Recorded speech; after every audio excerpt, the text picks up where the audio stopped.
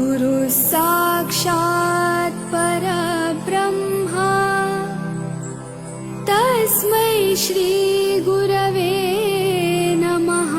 तस्मै श्री गुरवे नमः। हरे राम राम राम हरे हरे, हरे कृष्ण कृष्ण कृष्ण हरे हरे, हरे राम राम राम हरे हरे, हरे कृष्ण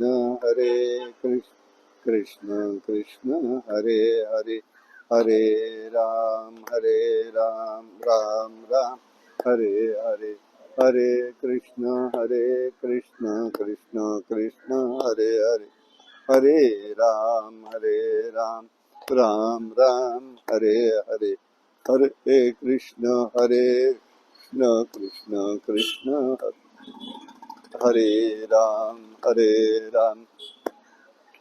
हरे, हरे कृष्ण कृष्ण कृष्ण हरे हरे, हरे राम राम राम हरे हरे, हरे कृष्ण कृष्ण कृष्ण हरे हरे, हरे राम राम राम हरे हरे, हरे कृष्ण कृष्ण कृष्ण हरे हरे, कुंडली कवरधारी विठ्ठल श्री ज्ञानदेव तुकाराम, अवधूत चिंतन श्री गुरुदेव दत्त, भगवान गोपाल कृष्ण महाराज के जय, भगवान श्रीधर स्वामी महाराज के जय, सद्गुरु ज्ञानेश्वर महाराज के जय, सद्गुरु केशवराव महाराज के जय,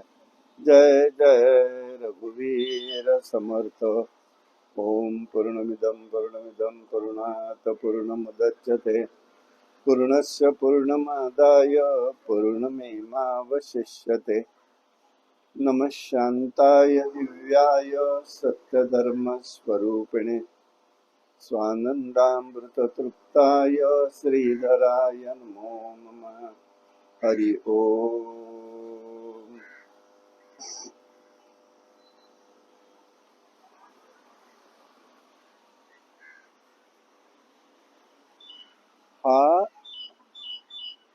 हा योगक्षेमो आघवा, तयाचा मजसी पडिला पांडवा, जयांच्या सर्व भावा आश्रयो मी।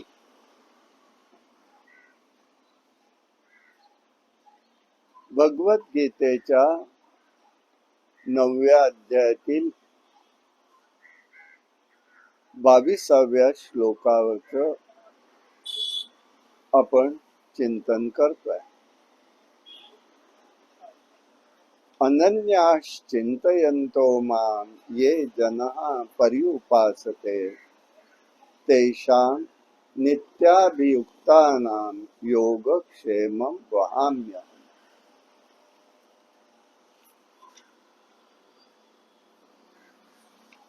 आपण गेले 2 दिवस आणि आजचा 3रा दिवस असं हे संपूर्ण हे चिंतन पाहतोय आपण त्याच्यावरचं।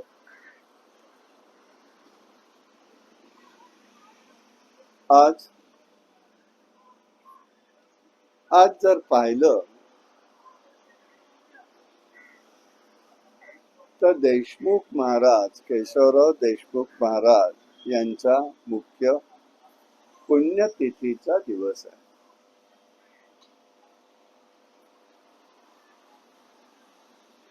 1942 साली त्यांच्या या पार्थिव देहावरती, या जागेवरती अग्निसंस्कार करण्यात आलेले होते।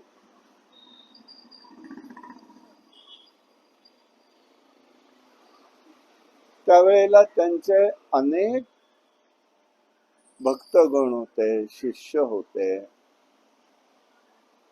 सध्याच्या शब्दात बोलायचं झालं तर चाहतेही पुष्कळ होते। आणि सगळे सुप्रतिष्ठित पांढरपेशीय वर्गातले होते.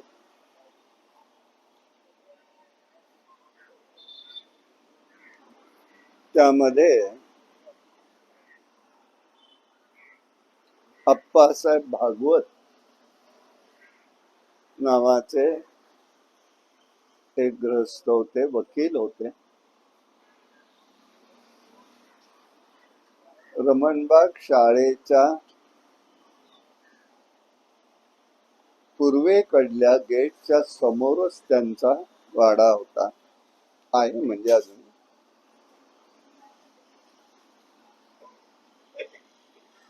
ते त्यावेळेला पुण्याचे मेयर पण होते. त्यांनी त्यांच्या अधिकारात मामा बडदे होते. ही सगळी प्रभावी आणि मोठी मंडळी होती. मामा बडदे म्हणजे धनंजय बडद्यांचे आजोबा. या सगळ्यांनी मिळून या स्मशानभूमीमध्ये ही त्यांची समाधी बांधलेली आहे. अक्षय तृतीयेला त्याची वास्तुशांत झाली 43 साली, आणि तेव्हापासून तिथे उत्सव मात्र तेव्हापासून सुरू आहे.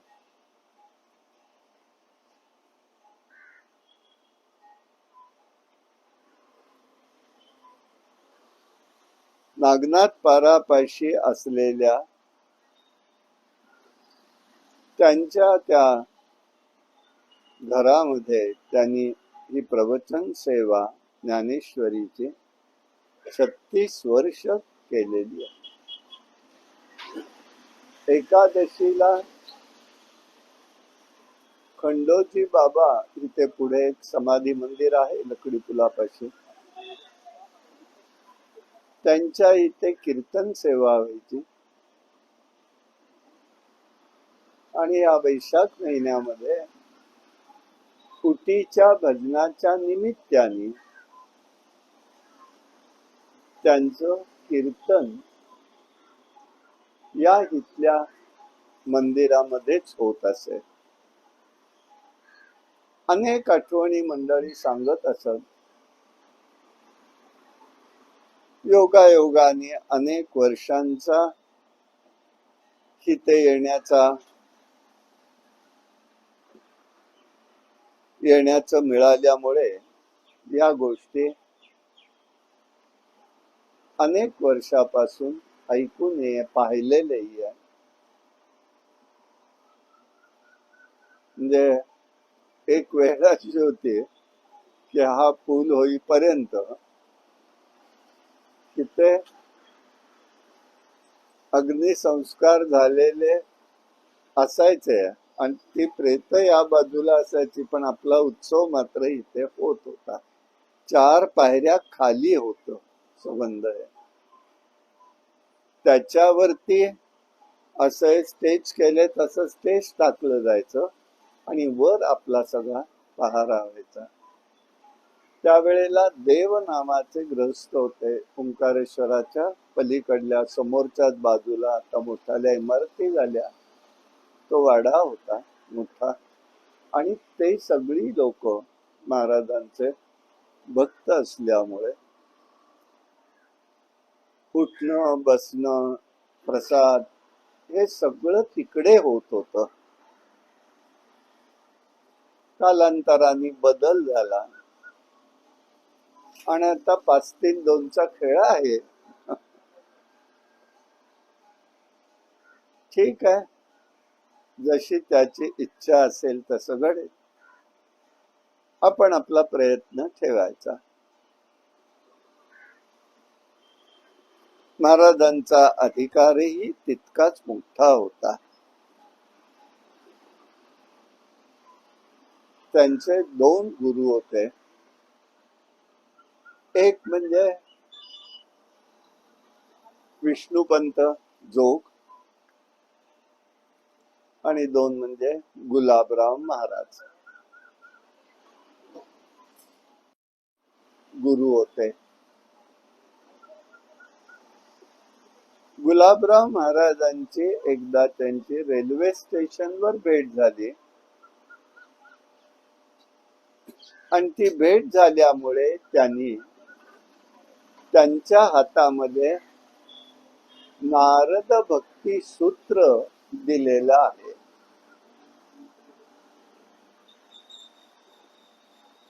आणि नारद भक्ती सूत्र दिल्यामुळे त्याच्यावरच आता चिंतन आपण करावं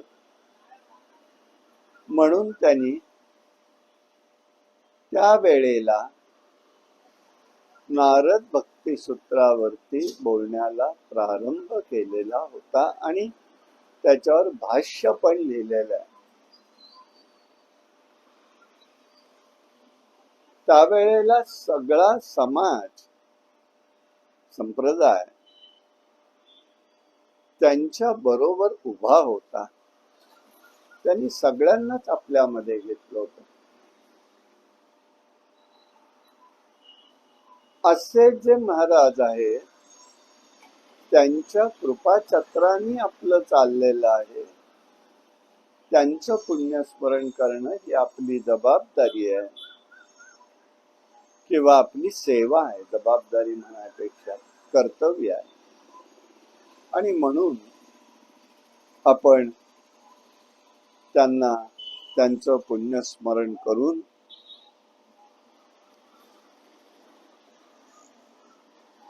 आपण आपल्या प्रवचन सेवेकडे जाऊया. अनन्याश्चिंतयन्तो मां ये जना पर्युपासते तेषां नित्याभियुक्तानां योगक्षेमं वहाम्यहम्. आपण हे चिंतन बघताना याच्यात 3 भाग केले. अनन्यता, चिंतन आणि योगक्षेम. भगवंतानी इथे प्रतिज्ञा केली आहे एक प्रकारची की जे अनन्य आहेत, अनन्य असूनच चिंतन करतात, नुसतं चिंतन नाहीये किंवा नुसती अनन्यता नाहीये, त्यांचा योगक्षेम मी वाहतो. योगक्षेम वाहणं म्हणजे काय? पैसा मिळवणं हे प्रारब्ध. तुकाराम महाराजांनी सांगितलं, प्रारब्धेची जोडे धन, प्रारब्धेची वाढे मान. प्रारब्धानीच ते येत असत. प्रारब्धानीच ते वाढतही असत. मग त्यामध्ये योग काय? मग योग ह्या शब्दामध्ये अर्थ काही वेगळा आहे. खरं म्हणजे युज धातू पासून निर्माण होणारा शब्द म्हणजे योग आहे.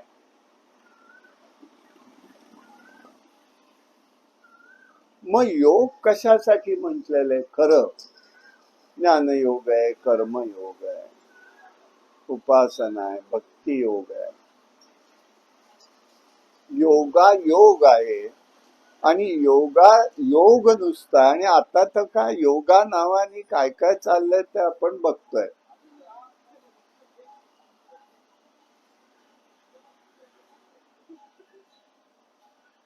योग याचा अर्थ असा आहे जोडणे. युज धातूचा मूळ अर्थ जो आहे तो जोडणे. कशाशी जोड आहे? त्या भगवंताची होणारी जोड आहे. त्या भगवंताला जाणून घ्यायचं आहे. तो परमात्मा आहे. त्याला जाणायचं आहे. आणि ज्याच्यामुळे जोडला जातो त्याला म्हटलेलं आहे योग. मग कोणता योग? ज्ञानाच्या माध्यमातून, कर्माच्या माध्यमातून, भक्तीच्या माध्यमातून, योग साधनेच्या माध्यमातून, उपासनेच्या माध्यमातून,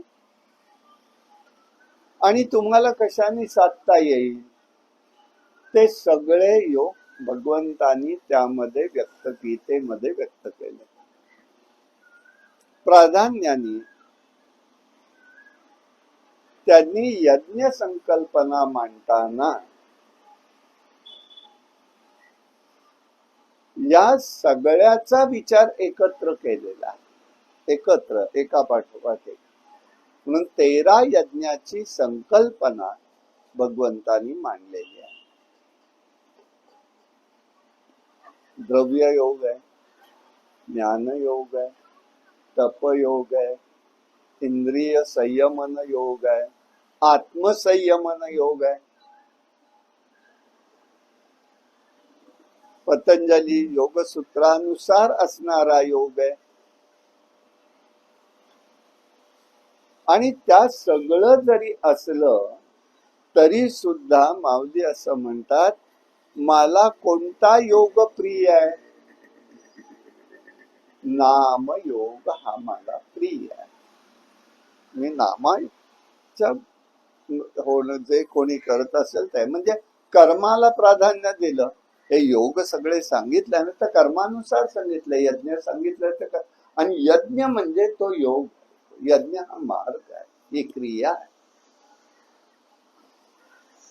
यज्ञ मंडप, ऋद्वीज हे नाही केवळ देवयज्ञ मांडलेलाच आहे त्यांनी, तो वेदांनी पण दिलेला. मग हिते योग काय म्हणायचंय देवाला? असा योगक्षेम म्हणजे काय करतो? योग इथे अर्थ भगवंताला म्हणायचंय, अप्राप्य ते प्राप्त. अप्राप्य आहे. तुम्हाला जे सहजासहजी मिळणारच नाही, मिळत नाही, ते समजा मिळालं तर त्याचा क्षेम आहे. योगक्षेम म्हणजे कोणाचा आहे? तर ज्या काही मिळत नाही ते मिळालं आणि त्याचा क्षेम म्हणजे मी त्याचं रक्षण करतो. क्षेम करणं म्हणजे रक्षण करणं आहे. माझी संकट दूर होणं हा एक प्रकारचा व्यावहारिक पातळीवरती म्हणता येईल. हा योगक्षेम आमचा भगवंतानी व्हायला हवा. नरसिंह मेहतांच्या चरित्रामध्ये सुद्धा आहे. मुलीच्या लग्नाच्या वेळेला त्यांना उपस्थित झालेल्या अडचणी भगवंतानी कशा स्वरूपाने पाहिलं. योगक्षेम एक महत्वाची फार मोठी गोष्ट असते आणि त्याच्याकडे मात्र साधक लक्ष देत नाही. धर्म पालन, धर्म विचार, धर्म आचार यातून संपत्ती मिळत नाही, संपत्ती मिळणारही नाही. पण साधकाच्या वेळेला एक गोष्ट सुद्धा कमी पडत नाही. हे महत्वाचं असतं. साधकावर जेव्हा जीवनात तो जीवन क्रमणा करत असतो त्यावेळेला त्याला काहीही कमी पडत नाही, ही व्यवस्था तो करतो. तो योगक्षेम आहे. हा व्यावहारिक पातळी. पण ज्या वेळेला अनन्यता सांगितले, क्षेम हे चिंतयाम सांगितलंय, त्यावेळेला हाही अर्थ इथे अपुरा पडेल. मग काय प्राप्त? योगामधलं कोणती गोष्ट प्राप्त? योगामध्ये एक गोष्ट फार महत्वाची आहे, भगवंताचं भक्ती प्रेम. प्राप्त प्राप्त होणं भगवंताचं, परत म्हणतोय, मला माझं नको प्रेम, भगवंताविषयीचं प्रेम जे असतं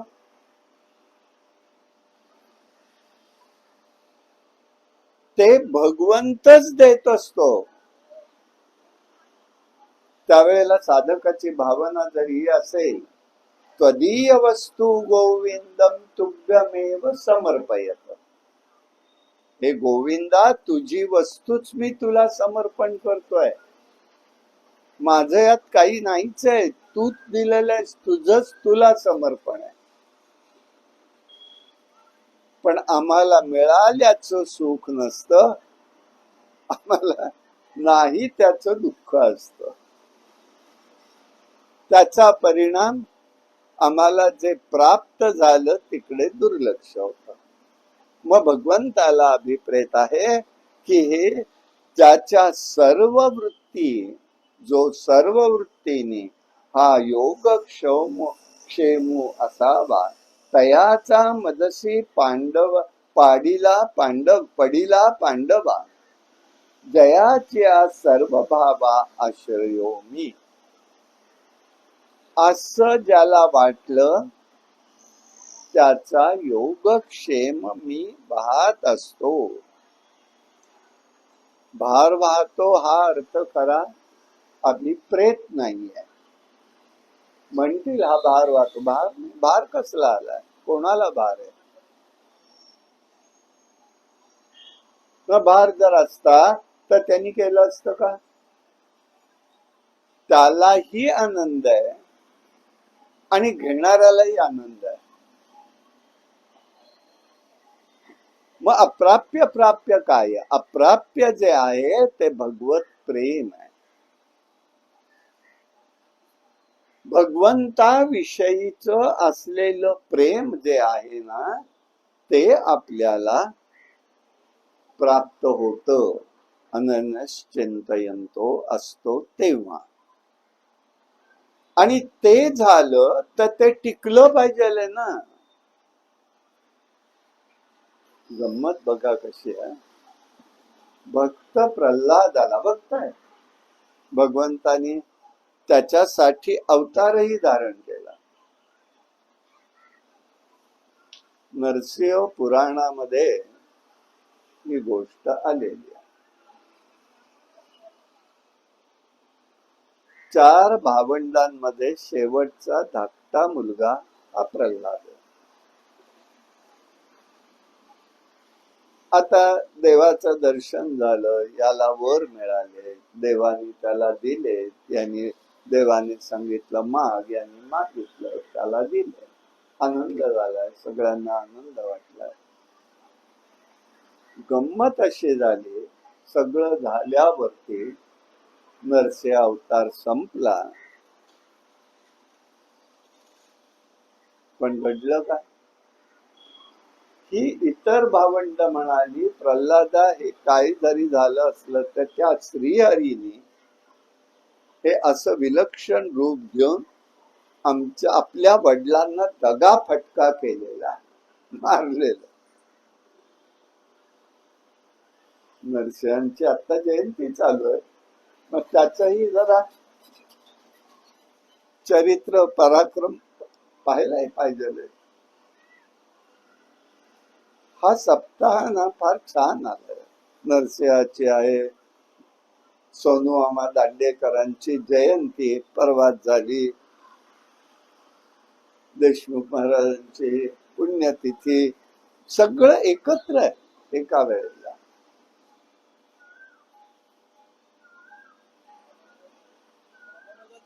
रामानुजाचार्यांची जयंती आहे. हे सगळं किती सुंदर एकत्र आलेले बघा. आता ते भावंड म्हणाली, नाही प्रल्हादा हे काही बरोबर झालेलं नाही.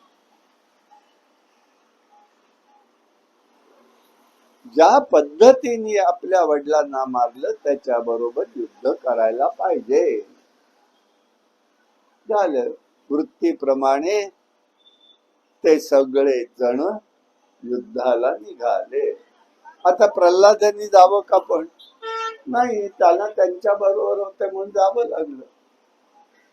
मग सांगा, मिळालं ना, समजलं ना, श्रीहरी आहे, तूच सगळ्यांना उपदेश केला होतास ना, तूच सगळ्यांना सांगत होता ना, या जगात केवळ तो आहे, मग युद्धाला का गेलास? बुद्धी पुन्हा तीच राहील. कोणत्याही पातळीवरती जरी साधक गेला तर तीच बुद्धी राहील, हे सांगता येत नाही कोणत्याही क्षणाला.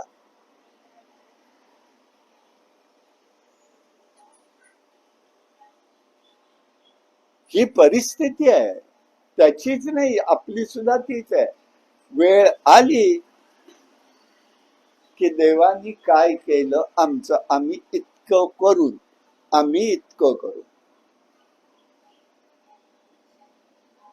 छोट्या छोट्या गोष्टी इतकं तो करत असतो की त्याला वाटतं आता ह्यानी पुढे येऊच नाही. मग पण जो त्याच्यात गुंतत नाही तो तेवढा पुढे जातो. योग आहे तो.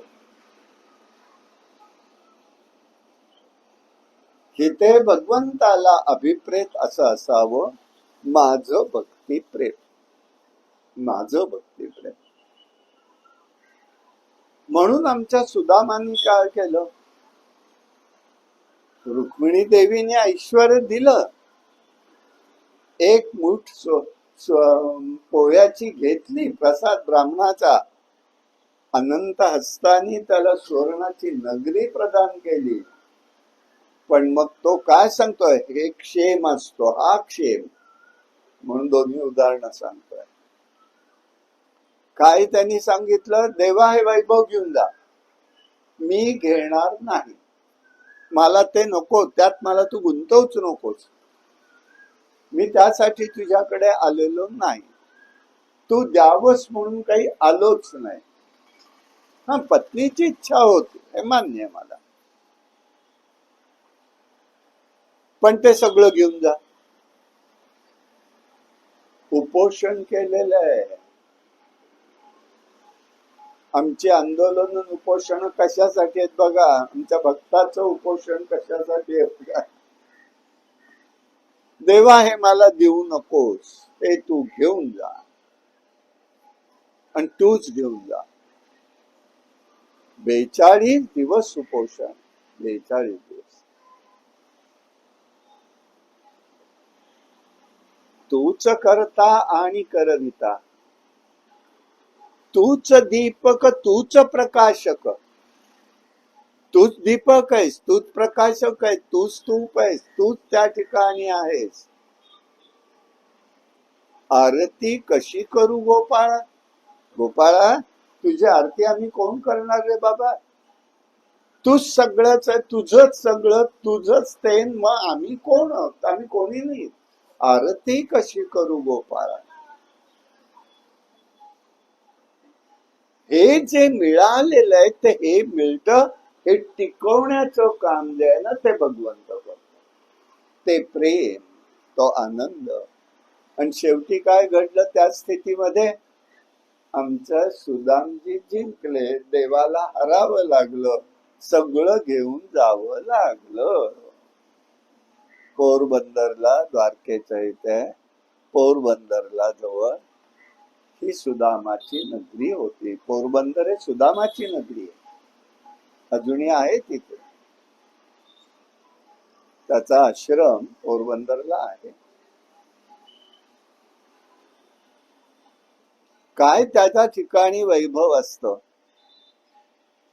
आणि ज्या साधकाला या घटना कळतात आणि तिथे गेल्यानंतर, त्या भूमीला पाय लागल्यानंतर, त्याच वेळचा आनंद त्याला मिळाल्यासारखं जे वाटतं तो योगक्षेम.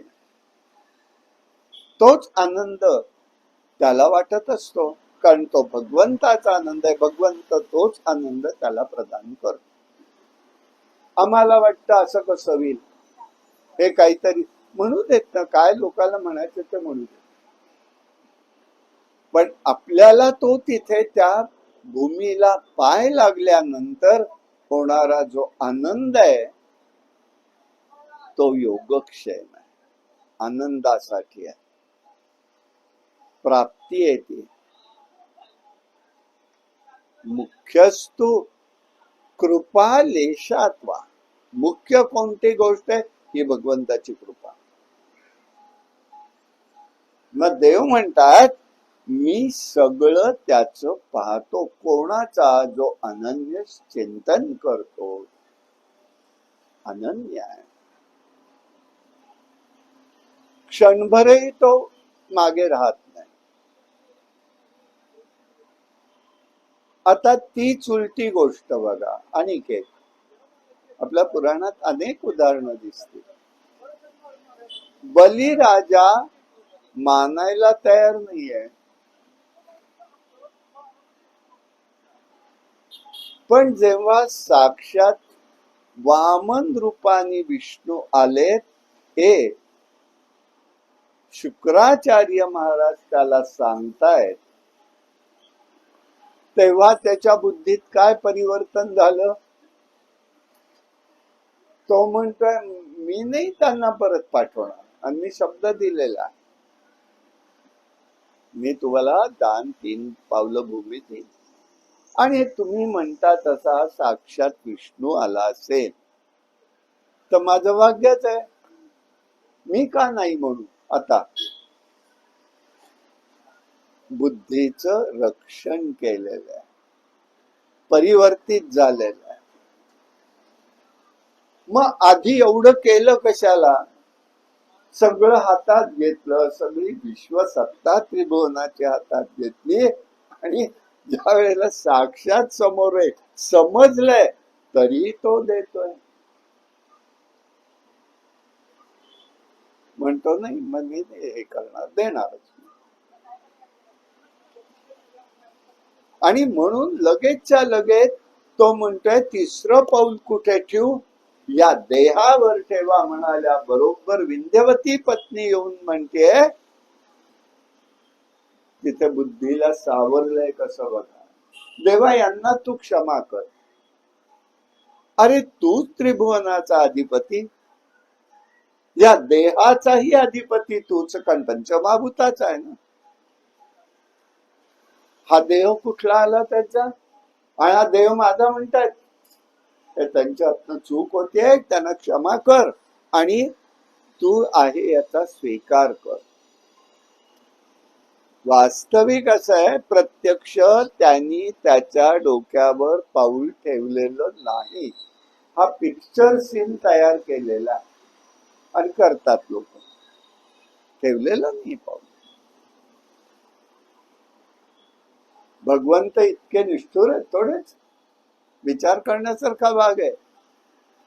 आम्ही विचारच तो बघत नाही. भगवंत असं कसं करतील?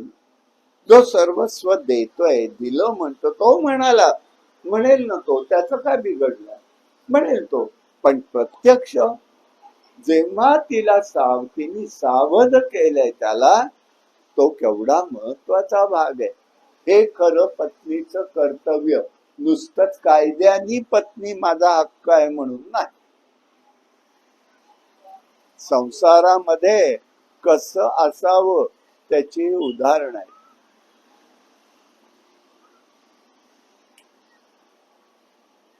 आमचा अधिकार, आमचं अभिव्यक्ती स्वातंत्र्य, काय काय नवीन नवीन शब्द सुंदर येतात आणि आम्ही गुंततो त्याच्यात.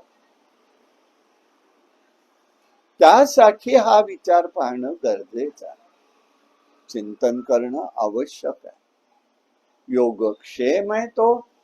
योगक्षेम अप्राप्य, भगवंताचं प्रेम अप्राप्य.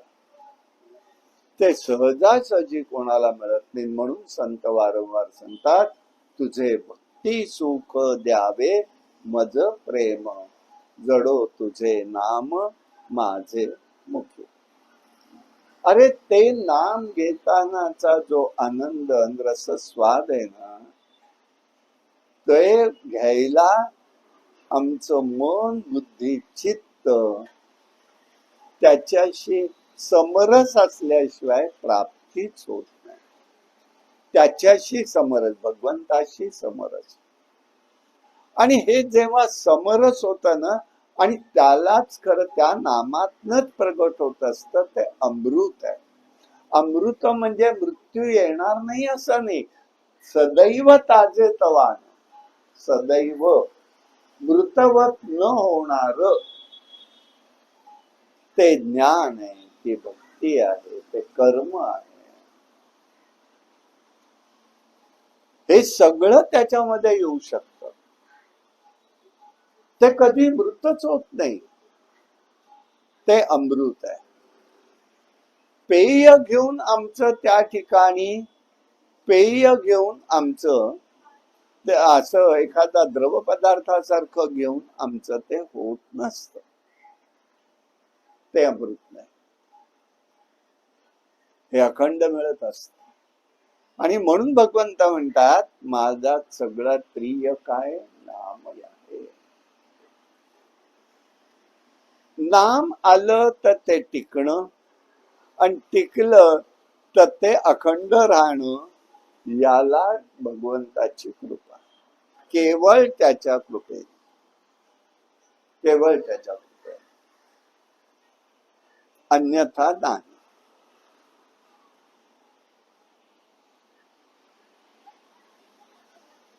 कशी असते एक एक गोष्ट, त्याच्यावर उदाहरण सांगतो. महाराजांच्या जीवनातलीच आहे, देशमुख महाराजांच्या. देशमुख महाराज त्यावेळच्या काळाप्रमाणे, जे 1908 साधारण धरू ते 42 पर्यंत, एक समाजामधलं अत्यंत सुप्रतिष्ठित अधिकारी, परमार्थी असं असलेलं एक व्यक्तिमत्व होतं. दासगणू महाराज त्याच वेळेला झालेले, पण दासगणू महाराज त्यांच्यापेक्षा लहान होते. योग असा शेवटच्या काळात पाहण्याचं भाग्य मला लाभलं दासगणू महाराजांना पंढरीत. माझ्या अंदाजाने 66-67 ला दासगणू महाराजांनी देह ठेवला. दाससाहेबांच्यामुळे मात्र या गोष्टी आम्हाला लाभल्या. आणि दासगणू महाराजांच्याकडून असं कळालं होतं, त्या वेळेला कधी आधीच्या काळात, त्याच्याही आधीच्या काळात महाराज असताना त्यांना कवित्वाची देणगी होती, भगवंताची कृपा होती, कवित्व करायचे सुंदर. साईबाबांच्या सान्निध्यात होते, त्यामुळे त्यांनी मग त्या वेळेला काय केलं तर कवित्व करायचे. पण महाराजांनी पहिलं करत होते ते लावणीकारच होते बर का पहिले. पण साईबाबांच्या कृपा प्रसादामुळे ती जिव्हा, ती बुद्धी, ते विचार, ते विचार तरंग, काव्य तरंग सगळे परमार्थिक झाले. महाराजांचा ज्ञानेश्वरीचा अधिकार, अमृतानुभवाचा अधिकार, म्हणून त्यावेळेला त्यांनी अमृत अनुभवावरती काही लिखाण केलं. एक त्यावेळचा प्रघात होता, सामाजिक स्थिती होती. काय होती स्थिती तर पुरुषांनी जर स्त्रीचं वेश करून काम केलं ते बघायला जायचं नाही, म्हणून बालगंधर्वांची नाटकं सुप्रतिष्ठित लोक पाहत नव्हते. इतकंच काय, टिळकांनी सुद्धा टाळलं होतं. पण शेवटी काही लोकांच्या आग्रहाने पाहिलं, त्यांनी बालगंधर्व पदवी दिली. शापित आहे म्हणाले, हा मुलगा शापित आहे. आणि तसंच झालं. शेवटचा काळ त्या घोराबाईच्या नादामध्ये सगळा शापितपणाचं घेत. देशमुखवाडीत त्यांचं घर होतं. नागोगोऱ्यांचं घर आहे ना, त्याच्या समोरच्या बाजूला पुढच्या रस्त्यावर.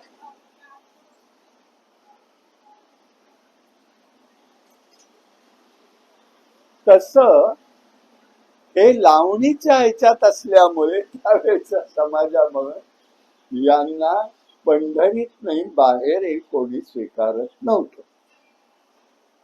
त्यामुळे त्यांनी काय केलं, दासगणू महाराजांनी ते सगळे त्यांचे एक शिष्य परांजपे म्हणून होते.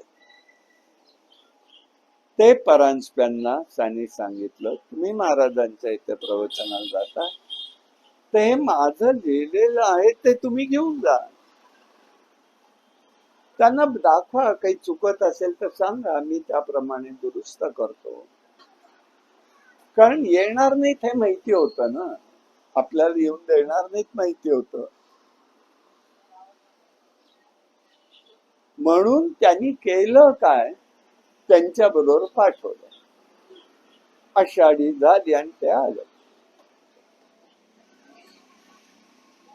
देशमुख महाराज म्हणाले, त्यांनी लिहिलंय का, राहू देत म्हणे, मी काही नाही बोलत, बघितलंच नाही त्यांनी.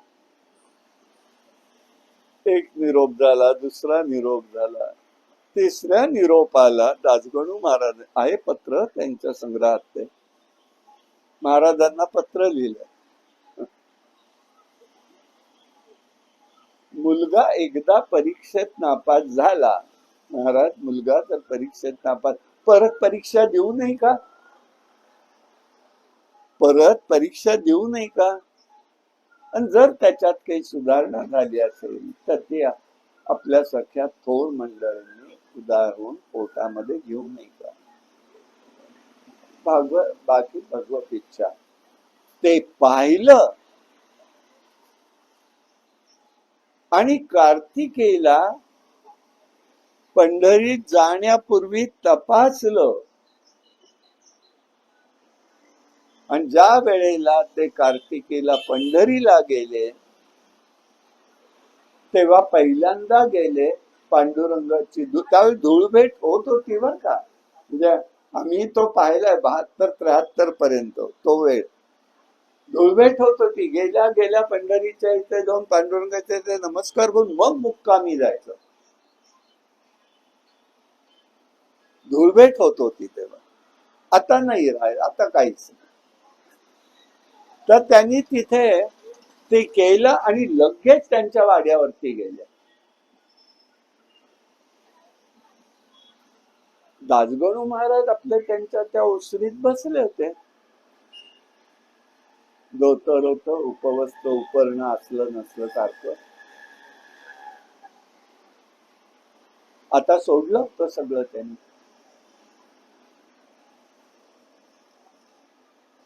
महाराज, देशमुख महाराज, दासगणू महाराज, अनंतराव आठवले प्रवचनाला, कीर्तनाला कधीही शर्ट घालून बसलेले नाही.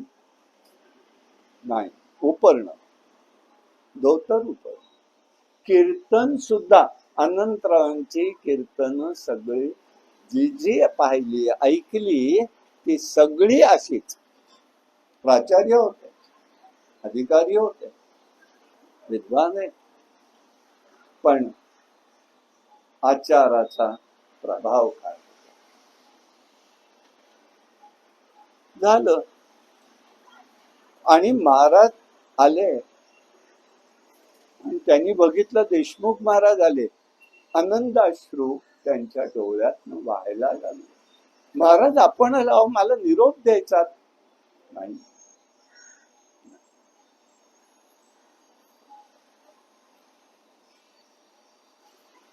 आमच्याकडनं चूक होत होती, आम्ही आलोय, हे तुमचं लिखाण उत्तम आहे, अजूनही तुम्ही त्याच्यामध्ये अमुक काय सांगायचं ते सांगितलं.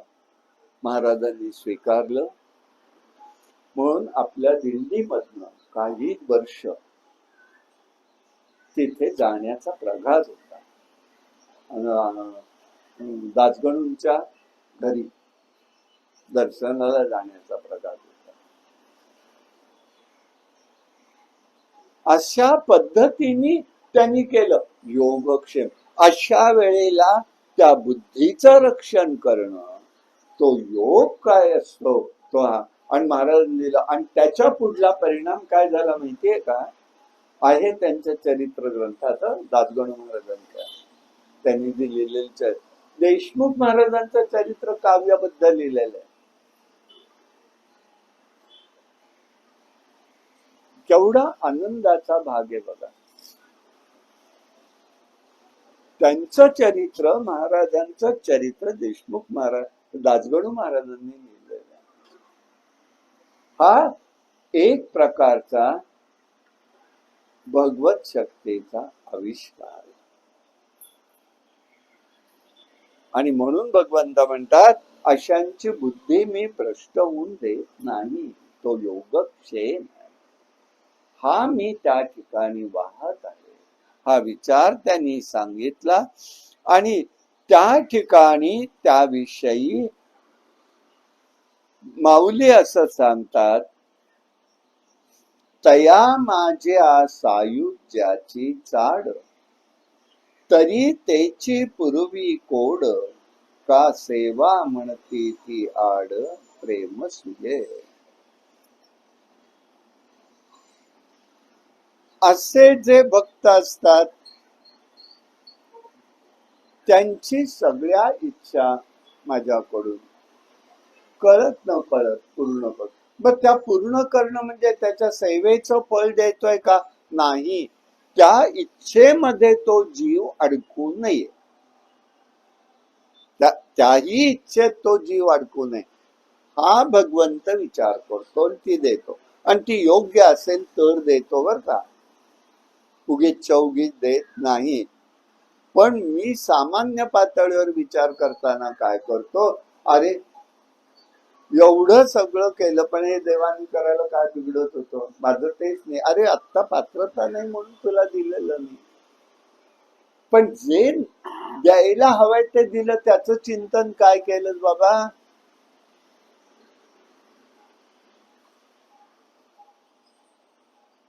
पांगळलो देवा आता नाही हात पाय.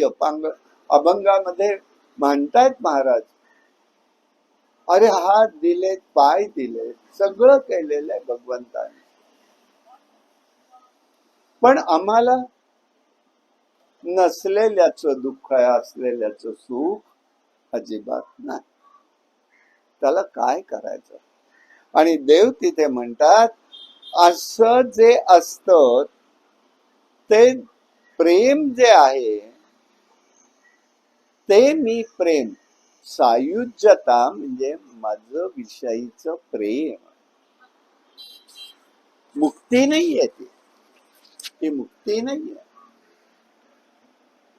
तिथे मुक्तता म्हणायचं नाही.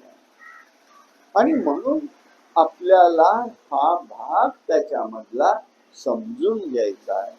आणि हे जेव्हा होतं तेव्हा मी त्या ठिकाणी बघत असतो आणि त्यावेळेला मी हे सगळं करायला काहीही मागे पुढे पाहत नाही.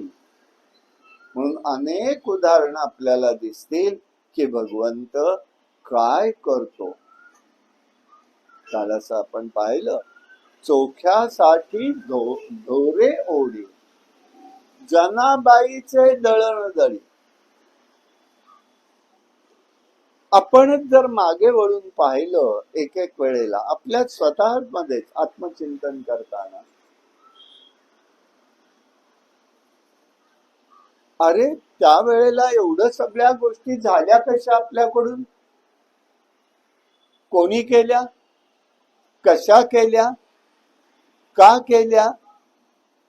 काही सांगता येत नाही. ते जे असतं तो करता करविता तो परमात्मा असतो, तोच करवून घेतो आपल्याकडून. आणि याला फार महत्व आहे. आणि यासाठी मत विषयी भगवंताला म्हणायचं आहे, माझ्या विषयीचं प्रेम. हे प्रेम कसं असतं? दोन प्रकारचा विषय आपण तो काल पाहिलेला. एक भाग कुठला येतो त्यात? भगवंताविषयीच वाटणारं प्रेम, भगवंताविषयी वाटणारं प्रेम, तद्रूपता, त्याच्या नामात, त्याच्या गुणात, त्याच्या पराक्रमात, त्याच्यात लीलांमध्ये तादात्म्य होणं. आणि जितकं तुम्ही त्याच्यात तादात्म्य होत जाता तस तो तिथे साकार होतो, कुठल्याही रूपाने बघा, किती रूपाने बघा. तद्रूपता. मग तो मद्रूप होतोय हे परमात्मा म्हणतो, मी स्वीकारलं बाबा तुला. आणि त्या दोन्हीचा संयोग होतो. त्याच वेळेला आपल्याला असं लक्षात येतं, चिद्भाव जागृत होतो. चिद्भाव हा स्वतःच्या स्वतःला जाणवणारी चैतन्यपूर्ण गोष्ट असते.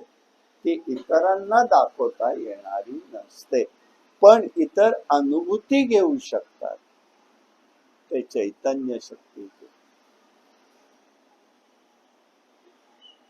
आणि यासाठी आपण अखंड सावधच असावं लागतं.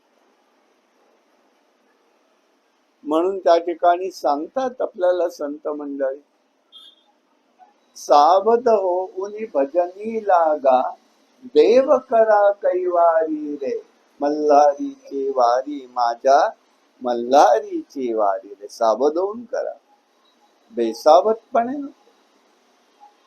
जमलं तर जमलं, झालं तर झालं, केलं तर केलं, आणि कोणी मला काही म्हणावं म्हणून कर नाही. तेथे आम्हाला पूर्णपणे सावधगिरीच हवी. हे आम्हाला जेव्हा जमतं, हे आम्ही जेव्हा जमवतो, त्यावेळेला आम्हाला त्याच्या सान्निध्यात राहता येतं. भगवंताची अनुभूती येणं, आणि भगवंताची अनुभूती येणं ही सुद्धा त्याची कृपा असते, संतांची कृपा असते, गुरूंची कृपा असते. या सगळ्याचा संयोग आहे ती सायुज्यता. माऊली म्हणतात ही सायुज्य जोडी, सायुज्यता म्हणजे ही सगळ्याची गोष्ट आहे.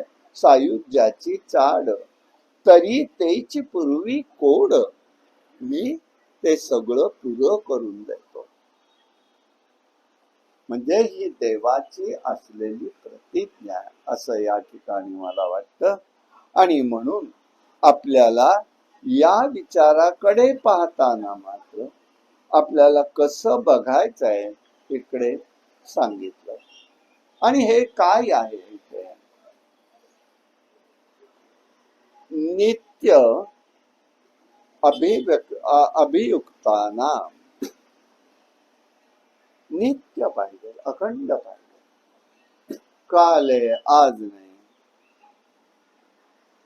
उद्या असेल असं नाही, परवा.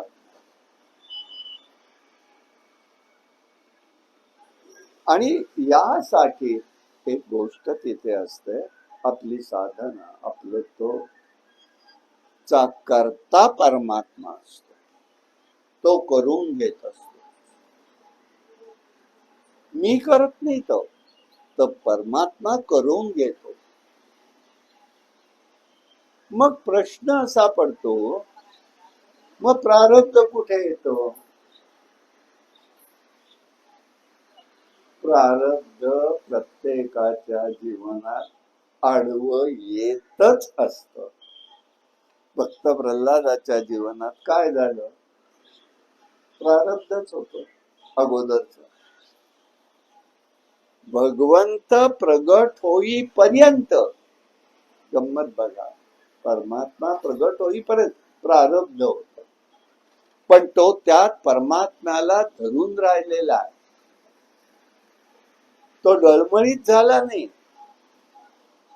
सर्वत्र आहे का? आहे, त्याच्याशिवाय नाही. तुम्ही कुठेतरी वडिलांना एका राज्याधिकारीला सांगायचं पिताश्री आहे, ज्याला भगवंताचं नाव घेतलं तर राज येतं, अशाला सांगायचं हे चुकतंय.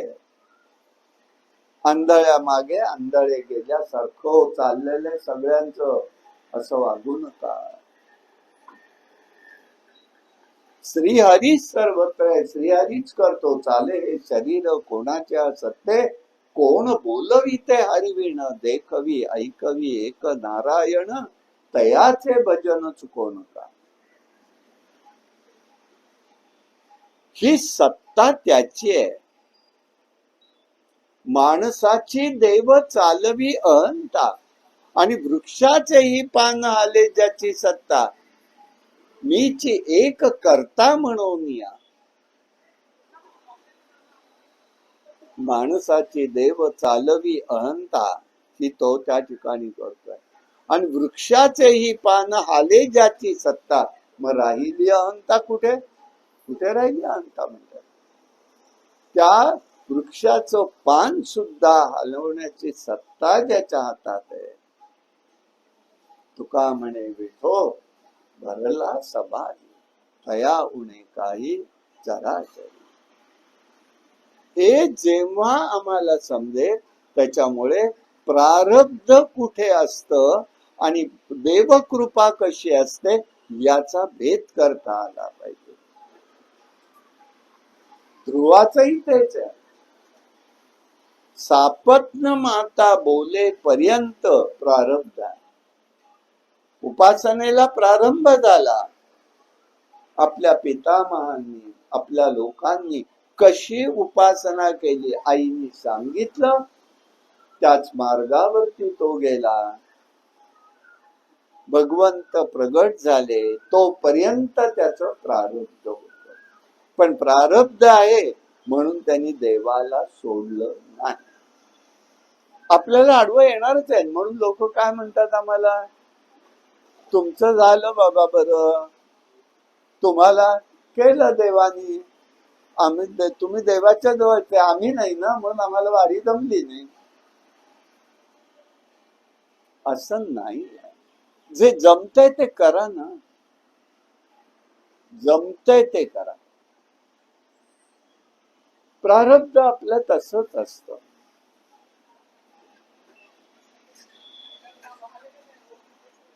आता एक उदाहरण द्यायला नको तरी देतो, तुम्हाला माहितीच आहे ना.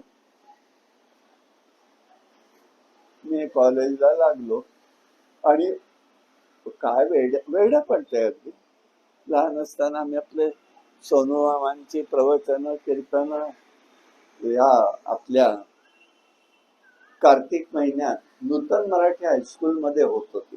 समोरच्या इथे अपळण चौकात पलीकडल्या आश्रमाच्या शेजारी. अत्याबाई आम्हाला लहान असताना घेऊन जायचं, आणि ते प्राचार्य आहे, असं कीर्तन करतात, ते ऐकतात, ते बोलतात छान वगैरे वगैरे. तुम्ही डोक्यामध्ये बसलेलं आपणही तसंच करावं, कॉलेजला नोकरी करावी. कॉलेजला लागलो नोकरीला. पहिल्यांदाच गेलो, आलो, त्यांना कळालं तिथे तुमच्या अधिकाऱ्यांना की वारी करणार आहेत. लगेच गर्जना झाली, वारी बिरी नाही बर का इथे काही, इथे काम ऍडमिशनचा सीझन असतो, तुम्हाला वारीला जाता येणार नाही. मन झालं कट्टू, आता काय करायचं. तेवढ्यासाठी आलो. मामांना कसं जमतं, मग आपल्या ते कुठे माहिती आहे, ते प्राचार्य आहेत आणि आपण साधे आहोत. पण ते नाही, त्यांना जमतंय, मग मला का नाही, मलाही तसंच करता येईल ही भूमिका. खट्टू झालं. मग जाऊ दे म्हटलं, आता आपण सापडलोय त्या प्रारब्धाने आलेलं आहे, येऊ दे. 8-10 दिवस अगोदर त्यावेळेला किती 20-25 कॉलेजेस व्हायचं. कसं माहिती का, विद्यापीठात एक शिपाई पत्रक घेऊन सायकलवर निघायचा. हे व्हॉट्सअप, ते फोन, हे काहीही नव्हतं. तो एकदा टांग मारायचा सायकलवर की सगळ्या कॉलेजमध्ये घेऊन संध्याकाळी विद्यापीठात पोहोचायचं. तर आमच्या कॉलेजमध्ये तो परिपत्रक घेऊन आला. परिपत्रक माझ्याच हातात पडलं. विद्यापीठाच्या डिस्क्रेशन हॉलिडे मध्ये आषाढीची सुट्टी दिली. झाला, मला आनंद वाटला. बरं झालं म्हटलं, आता सुट्टी मिळाली. दुसऱ्या दिवशी रविवार, म्हणजे माझी निदान एकादशी तरी अंतरायची नाही. तर आमच्या अधिकाऱ्यांनी सांगितलं नाही, ती परिपत्रक आनंदाने ठेवून दिलं. मी बोललोच नाही काय. त्यांची बडबड सुरू ऐकली. का विद्यापीठाला कळतं का नाही, अमुक नाही का, कामं एवढी असतात आणि आता सुट्ट्या घेतात. तुम्ही परिपत्रक वाचलं का? वाचलं म्हटलं. मग म्हणाले सुट्टी नाही बरं का तुम्हाला पण. बर, ठीक. आदल्या दिवशी 2 दिवस अगोदर विचार, काय काम आहे म्हणजे मला सुट्टी नाही, सगळ्यांना आहे, मला नाही म्हणतात. माझ्याकडे काम असेल तर सांगा. सांगितलं आणि फटाफट जेवढा वेळ देता येईल तेवढा देऊन उरकून मी दशमीला पंढरपूर गाठलं. रातोरात एकादशी गेलं, द्वादशीला सुट्टीत परत आलो. आनंद ओसंडलेला. पंढरी झालं का? झालं. मग म्हणाले काम कोणी करायचे? टेबलावर पाहिलं नाही, काम आहे तयार करून गेलो तुम्ही काय. मगच गेलो. गप्पा बसले. भगवंताची लीला अशी. 8 साली रिटायर झालो.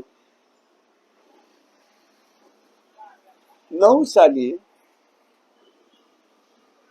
ते फर्ग्युसनची ते कोण ते आपले सगळी मुलं कोणती, सूर्यवंशी वगैरे, तो कोण दुसरा नेहमी येणारा क्षीरसागर ना, ती सगळेजण आले. पण अरे बरं झालं म्हटलं आलात, आता सुट्टी मिळाली ना. अहो कसलं आलंय सर? काही नाही, सुट्टी या वर्षीपासून बंद झाली. रेकॉर्ड आहे. मी असेपर्यंत सुट्टी विद्यापीठाच्या यादीत आहे. रिटायर झालोय आणि त्या क्षणाला त्याच सुट्टी रद्द झाली. आता ह्याला कोणी काय केलं? भगवंतानी माझी योजना ठेवली ना, रक्षण केलं ना. नवलीला एकच म्हटलं होतं, केला नेम चालवी माझा, केला नेम चालवी. आणि त्या नेमात मी एक काय धरलो होतो, ते प्रमाणाने करत होतो. आषाढी कार्तिकी भक्त जन येते. आषाढी कार्तिकी एकादशी म्हटलेलं नाहीये त्याने. आता परवाच गेल्या वर्षीच प्रसंग आला. इतका आजारी पडलो, छातीत पाणी झालं, आल्यावर कळलं नाही त्या एकादशीला. पण नंतर जाऊन मी दर्शन घेऊन आलो आषाढीत. हे देवानी केले नेम चालवी माझा. ही देवाचा क्षेम आहे. हे योग आहे आणि हा क्षेम आहे की रक्षण केलं. हे करणारा परमात्मा असतो.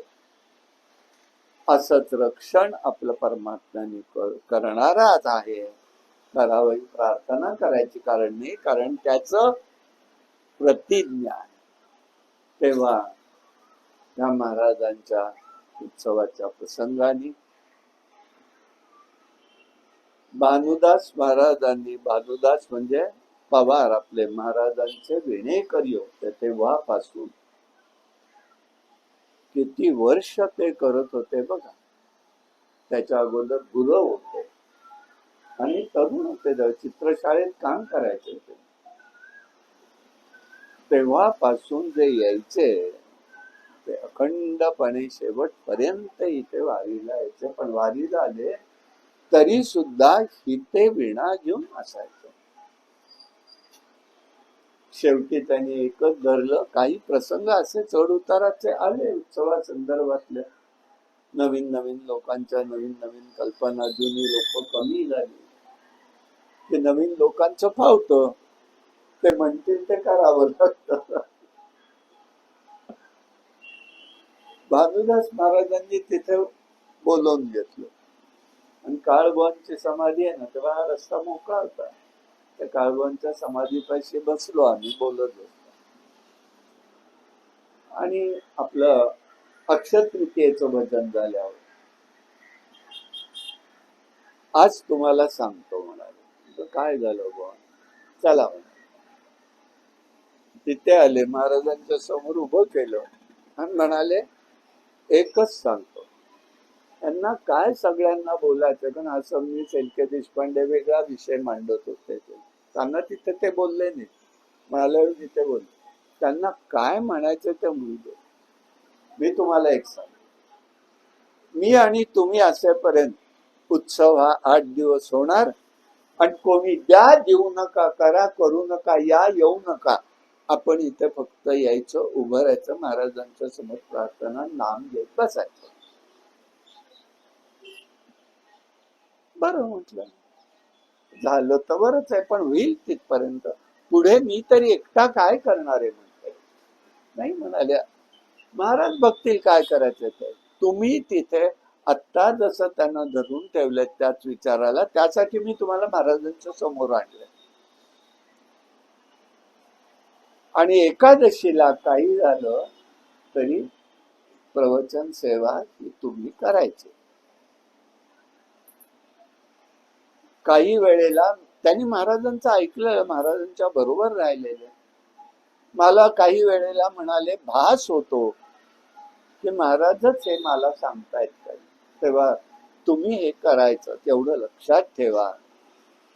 म्हटलं महाराजांनी करून घ्यावं, मी करण्याची तयारीचा विषय नाहीये माझ्याकडे काही, मला तुम्ही करून घ्यावं तेवढं त्यांना मी प्रार्थना करतो. हो म्हणाले, तेवढं करा.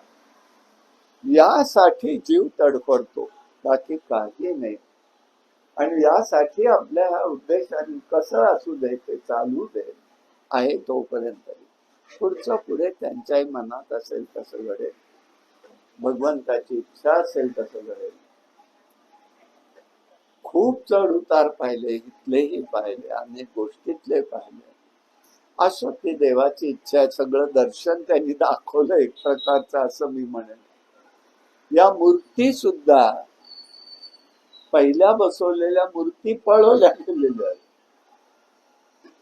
आपल्या दिंडीत माधवराव मोघे होते, त्यांनी पहिल्या बसवल्या. त्यामुळे ते मोघे कर्म करणारे माधवराव मोघे म्हणून ते दिंडीत चालत येत होते. महाराजांची समाधी बांधली, त्या मूर्ती त्यांनी बसवल्या आणि एक दिवस त्या चोरीला गेल्या. ही अवस्था झाली. मग त्यांचा मुलगा सुधाकर मोघे 1 वर्ष तसंच गेलं, कोणाचं हो कोणाचं नाही करत. पण मी इतका स्वतंत्र नव्हतो की मी म्हणेन तसं कोणी ऐकलं नसतं. मग तो आला, म्हणाला आमच्याच वडिलांनी बसवलं त्या, मला माहिती आहे, माझी इच्छा आहे बसवायची, परवानगी द्या. घे म्हटलं, चल कर. लगेच त्यांनी 15 दिवसात त्या ह्या आत्ताच्या विठ्ठल रुक्मिणीच्या मूर्ती बसवल्या. ही भगवंताची लीला, ज्याला त्याला प्रेरणा भगवंत देत असतो आणि हा योगक्षेम वाहत असतो. आपण फक्त भगवंताशी नतमस्तक होऊन अखंडपणे त्याच्या चरणाशी सेवा करावी, सद्गुरूंच्या चरणाशी करावी, संतांच्या चरणाशी करावी, अभेद्यता धरावी त्या ठिकाणी. तेव्हा त्याचा कृपा प्रसाद हा आपल्याला प्राप्त होत असतो. तो प्रसाद सर्वांनाही प्राप्त हो, एवढी प्रार्थना करून आजचा विषय संपवूया. कायेन वाचा मनसेंद्रिये वा बुद्ध्यात्मना वा प्रकृती स्वभावात करोमि यद्यं सकलं परस्मै नारायण समर्पयामि. हरि ओम तत्सत्. विठ्ठल विठ्ठल विठ्ठल विठ्ठल विठ्ठल विठ्ठल विठ्ठल. कुंडली कवरदा हरी विठ्ठल. श्री ज्ञानदेव तुकाराम अवधूत चिंतन श्री गुरुदेव दत्त भगवान गोपाल कृष्ण महाराज के जय. भगवान श्रीधर स्वामी महाराज के जय. सद्गुरु केशवराव महाराज के जय. सद्गुरु ज्ञानेश्वर महाराज के जय. जय जय रघुवीर समर्थ.